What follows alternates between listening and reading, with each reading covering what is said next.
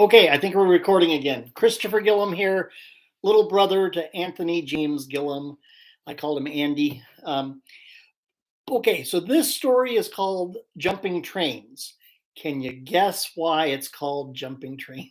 Could have also been called Hopping Trains, but anyway, when we lived in Delaware, so again, this was actually in Felton, Delaware. So I was probably 9 years old. Maybe I must have been nine, maybe eight, nine. I doubt I was 10. It must have been eight or nine. Anyway, Felton, Delaware is a little tiny town, and a train went through the town. And of course, going through town, the train would slow down, but it regularly went through town. Well, Andy was older than I was, and he and his buddies would jump this train. Why?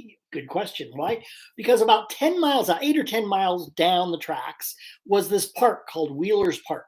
And it was a blast to go to Wheeler's Park. And they had, it was a natural park. So they didn't have things like Six Flags have with all these, big commercial playthings.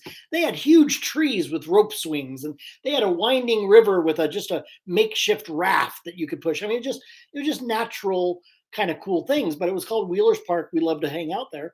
Our family went probably a couple times, but it was like 8 or 10 miles down the tracks. So this train would slow down going through town. And so I remember this one time, I think maybe it only happened once, but who knows, maybe more. But Andy and his buddy hopped the train. Well, I'm little brother, and I'm like, I want to do what they do. So I hop the train. The train's going slow. It's easy enough to run alongside, grab hold of the train, and ride the train. So amazingly that we lived. Anyway, when the train got out of town, it speeds up. Huh. As an 8, 9, 10, 11-year-old boys, I guess maybe we didn't think about that. I don't know.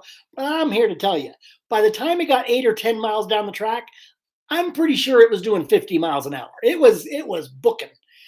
And when Wheeler's Park is coming up, Andy and his buddy jump off. And I'm like 8 or 9 years old. And I'm on this train going probably 50, 55 miles an hour. Scared to death. But it's like, if I don't hop off, I'm going to end up in like Wisconsin or California. Who knows? It was crazy.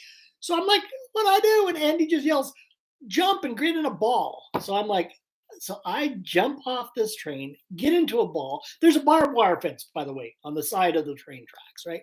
I jump in the ball, but luckily we're going so fast that I don't go down to the barbed wire. I just roll alongside the train in my ball until I stop rolling, and I stop, and then we all went over to Wheeler's Park, spent the day at Wheeler's Park, and then walk home 8 or 10 miles.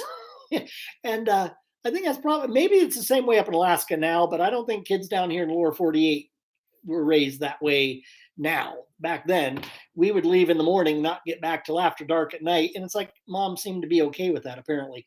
My friends in college, my wife, they're like, how did your mom let you do things like that? It's like, oh, she never knew. But anyway, yeah, that was we actually literally, seriously, we hopped a train and lived to tell the story.